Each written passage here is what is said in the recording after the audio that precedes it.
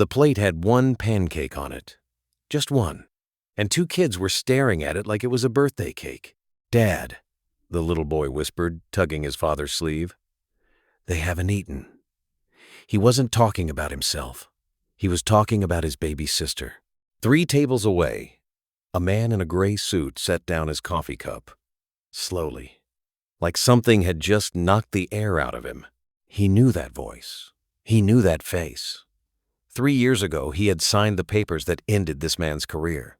And in exactly 4 minutes, he was going to stand up in the middle of that restaurant and everyone was going to watch a CEO walk toward a table he never expected to see again. But before we get there, I'm Grandpa, and welcome back to Grandpa's Story Chair. If you believe in kindness and second chances, please like, comment, share, and subscribe. It genuinely helps this old chair reach more hearts. Now, before we begin this one, I want to ask you something. Tell me in the comments which country you're watching from and what city. I read every single one of them, and honestly, some nights, that's the best part of my day, knowing this story is being heard in places I'll never get to visit myself. All right, let's go back to that diner. Back to a table with 1 pancake, 2 hungry kids, and a father who hadn't eaten anything in 2 days because there wasn't enough money for 3 plates. This is his story. Daniel Cole used to set his alarm for 5:40 inches the morning. Not because he had somewhere important to be anymore, but because old habits don't leave just because a job does. For 11 years, that alarm meant something. It meant a shower, a shave, a tie knotted twice because the first attempt was never straight enough, and a 20-minute drive to the Halbrook Tower downtown, where he managed the logistics division for Halbrook and Vance Industries. He'd had a corner cubicle with a window. Not a big one, but it was his. Now the alarm just meant the day was starting, whether he was ready for it or not. His apartment on 5th and Miller Street was small, 1 bedroom, a fold-out couch for 6-year-old Ethan, and a crib in the corner for 2-year-old Lily that Daniel had bought second-hand for $40. The paint on the walls was chipped in places. The heater rattled when it turned on, but it was clean because Daniel scrubbed it every Sunday night after the kids were asleep, humming old songs his own father used to hum. His wife had passed 2 years ago, a car accident on a rainy October night, the kind of thing that happens fast and changes everything slow. Since then, it had just been the 3 of them, Daniel, Ethan, and Lily, figuring out a world that felt a little colder than it used to. Losing his job hadn't happened all at once either. Halbrook and Vance, 42 positions eliminated in 1 afternoon. Daniel's name was on that list, right between 2 other names he'd never met. The man who signed off on that list was named Richard Halbrook III. Daniel had shaken his hand exactly twice in 11 years, once at a company gala, once at his own exit interview. Richard probably didn't remember either handshake. Daniel remembered both. Since then, Daniel had worked 3 different jobs. A warehouse shift that ended at 2 a.m., a delivery route that ate through his car's transmission, and now, evening stocking shelves at a hardware store for $11 an hour, just enough, most months, to keep the lights on, and Ethan in the same school, most months. Not this one. This month, the car needed a new battery. Lily had an ear infection that meant a copay Daniel didn't have sitting anywhere, and rent was due in 6 days. So when Ethan asked on a Tuesday evening, "Dad, can we go to the pancake place? Just this once?" Daniel almost said no. He had $13 in his wallet and 86 cents in his bank account. But Ethan hadn't asked for anything in 3 weeks. Not a toy, not a snack, not even seconds at dinner, because he'd started quietly leaving half his plate for Lily without being asked. 6-year-olds shouldn't have to learn portion control out of love. So Daniel said yes. They walked 6 blocks to Miller's Diner, the one with the red booths, and the bell above the door that Ethan loved to ring twice, once going in, once coming out. For good luck, he always said. Daniel ordered 1 plate, 1 stack of pancakes, split between 2 kids, water for all 3. The waitress, a kind-eyed woman named Carol, who'd worked there for as long as Daniel could remember, gave him a look he recognized. Not pity, exactly. Something softer. She didn't say anything. She just brought extra syrup on the house and refilled the water glasses twice without being asked. Daniel watched his chi, Luldren eat, He told himself he wasn't hungry. He told himself that a lot lately. 3 tables away, in the section closest to the window, a man in a tailored, gray suit was scrolling through his phone, waiting for a business associate who was running 15 minutes late. He hadn't looked up once since he'd walked in. Not until he heard a small voice, barely above a whisper, say 4 words that would stop him cold. "Dad, they haven't eaten." Ethan hadn't meant for anyone else to hear it. He'd leaned close to his father, cupping his small hand near his mouth the way kids do when they think they're being quiet, and whispered it like a secret only the 2 of them were supposed to know. He wasn't talking about himself. Ethan had already decided, without being told, that he could wait. He was talking about Lily, who was 2 years old and didn't understand why there wasn't more food, only that there wasn't, and had started that soft, tired whimper that toddlers make when they're too little to ask properly for what they need. Daniel leaned down and kissed the top of Ethan's head. "I know, buddy. I'm not hungry tonight anyway. You 2 eat," he said it lightly. Easily, the way you say something you've practiced saying so it doesn't come out broken. 3 tables away, Richard Halbrook III set his coffee cup down.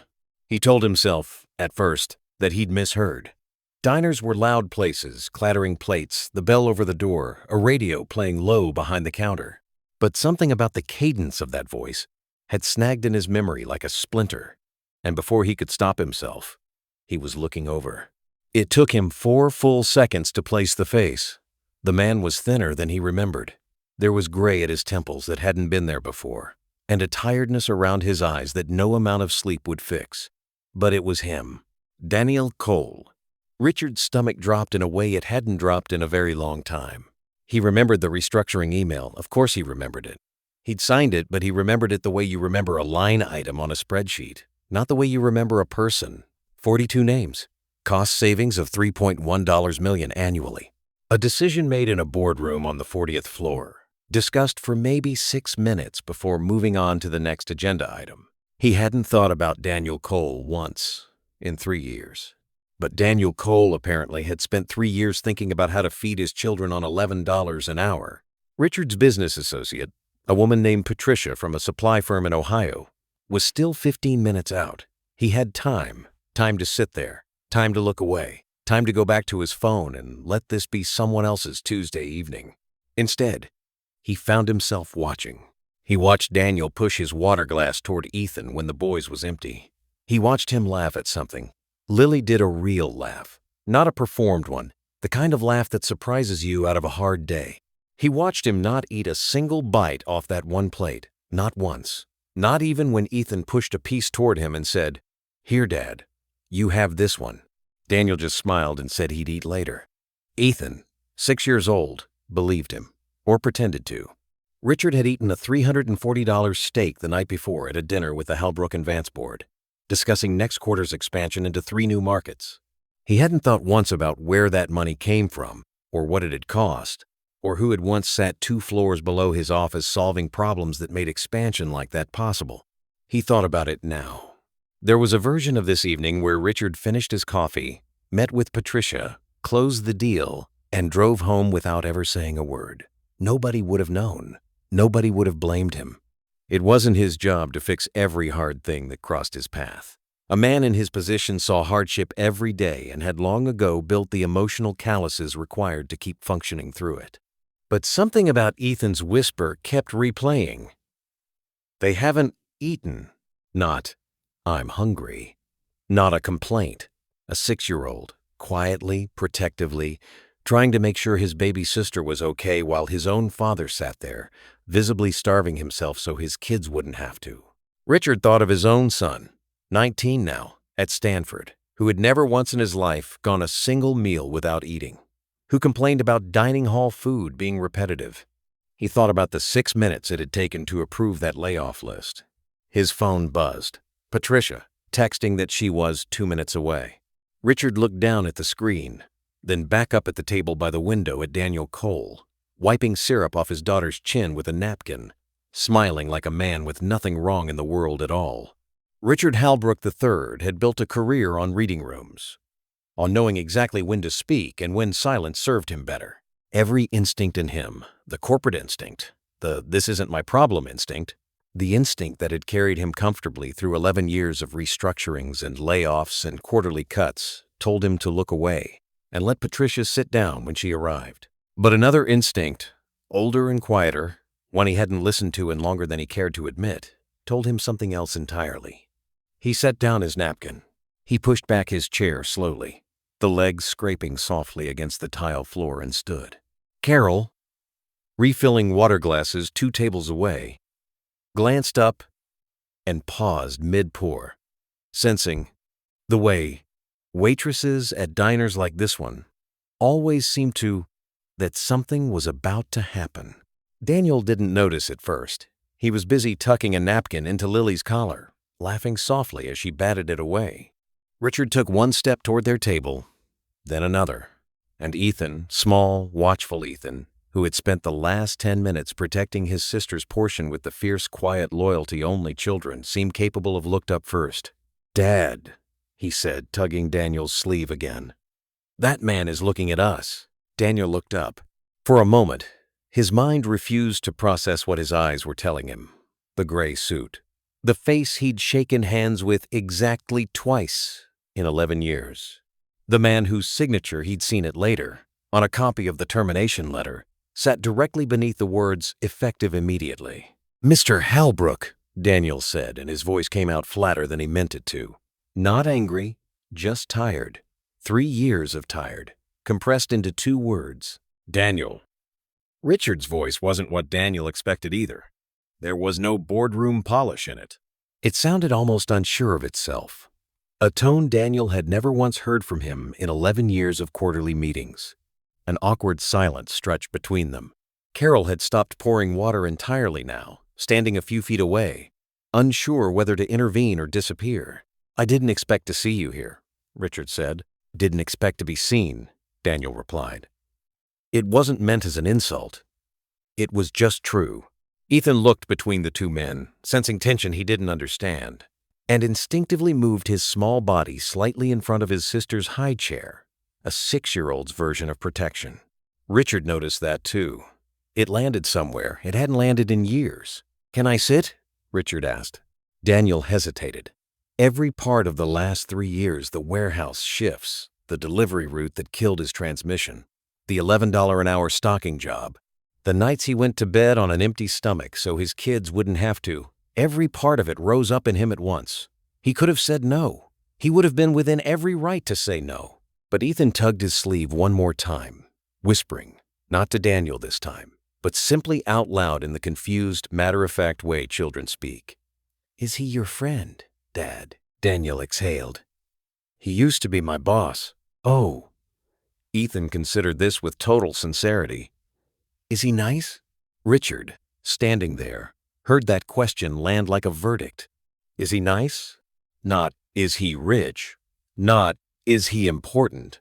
A 6-year-old's entire framework for evaluating another human being boiled down to the only question that actually mattered. "I'd like to be," Richard said quietly, more to Ethan than to Daniel. "I don't think I have been. Not to your dad." Daniel finally gestured to the empty side of the booth. Richard sat. "Daniel," he said, "I need to say something, and I need you to let me say it before you decide whether you want to hear it." Daniel said nothing, which Richard took as permission. "Cutting your position, cutting 42 positions, was the easiest decision I made that entire quarter. 6 minutes in a boardroom. I didn't know your name until I saw the list. I definitely didn't know you had a son who watches his sister's plate before his own." "He's always done that," Daniel said. "Since his mom passed. Nobody taught him to. He just started." Richard's jaw tightened. "How long has it been like this?" "Since the layoff." Daniel looked at his son, then at his daughter, then back at the man across from him. There was a version of himself 3 years ago who would have deflected, would have said, "We're managing fine." Pride had kept him upright through a lot of hard nights, but he was tired of pride not paying rent. $11 an hour. "At a hardware store," Daniel said. "It's not enough most months. This month especially. Ethan asked to come here for the first time in 3 weeks. I had $13 in my wallet. 1 plate feeds 2 kids fine. I've gone longer than tonight without eating. It's not the first time." Carol, still standing nearby, quietly wiped her eyes with the corner of her apron and walked back toward the kitchen without a word. Richard sat with that for a long moment. Around them, the diner had gone strangely quiet. A few nearby tables had noticed the exchange, the particular stillness that happens when strangers sense something real unfolding and instinctively lower their own voices out of respect. "I'm not going to sit here and offer you money like it fixes 3 years, Richard," finally said. "That would be insulting, and you'd be right to tell me so." He paused. "But Halbrook and Vance opened a new logistics division 4 months ago. Overseas freight coordination, exactly what you used to run, just bigger. We've had the director position open for 6 weeks because nobody internally has the operational instinct for it. You did. You always did. I should have known that before I let a spreadsheet make the decision for me." Daniel felt something tighten in his throat that had nothing to do with hunger. "I'm not asking because I feel sorry for you," Richard added quickly, as if he could read the exact fear crossing Daniel's face. "I'm asking because you're the best person for the job, and I was too far removed from my own company to remember that 3 years ago. That's on me, not you." Ethan, watching the two adults with the total, unfiltered attention only children have, tugged Daniel's sleeve one final time. "Dad," he whispered, not a secret this time, loud enough for the whole booth to hear, "does that mean we can get 2 pancakes now?" The tension broke, all at once. Richard let out a laugh, a real one, surprised out of him, and Daniel found himself laughing too, eyes wet, shaking his head at his son's perfectly timed innocence. "Yeah, buddy," Daniel said, voice thick. "I think we can get 2 pancakes now." Richard raised his hand, and Carol was there in seconds. "Whatever this table wants," Richard said. "All of it. And put it on my card." For the first time in 3 years, Daniel Cole didn't argue about accepting help. Daniel started at Halbrook and Vance 11 days later. There was no grand announcement, no press release, no LinkedIn post, no dramatic office reveal. Richard had insisted on that quietly, almost apologetically. "This isn't a story for the company newsletter," he'd told HR. "It's just writing something I let go wrong." Daniel's first morning back, he set his alarm for 5:40. Out of habit, before realizing he no longer needed to rush for a warehouse shift. He sat at the edge of his bed for a long moment, just breathing, before waking Ethan and Lily for the day. The corner office Daniel got this time had a bigger window than the old one. He didn't mention that to anyone. He just noticed it, quietly, the way you notice small kindnesses when you've gone a long time without them. Richard didn't try to make up for 3 years in 3 weeks. He didn't throw excessive raises or gestures at the situation to soothe his own conscience. Instead, something smaller and steadier happened. He started stopping by Daniel's office sometimes, not to check on the work, but to ask about Ethan's soccer season or whether Lily's ear infection had cleared up. Small questions. The kind a person asks when they're actually paying attention, not performing concern. 6 months later, Carol at Miller's Diner mentioned to a regular customer that man from the news story because somehow, despite Richard's efforts, word had gotten around town, the way good things sometimes do even when you try to keep them quiet, still came in every other Sunday. Same booth. 2 kids. 2 full plates now, and sometimes a third for whoever else needed one that day.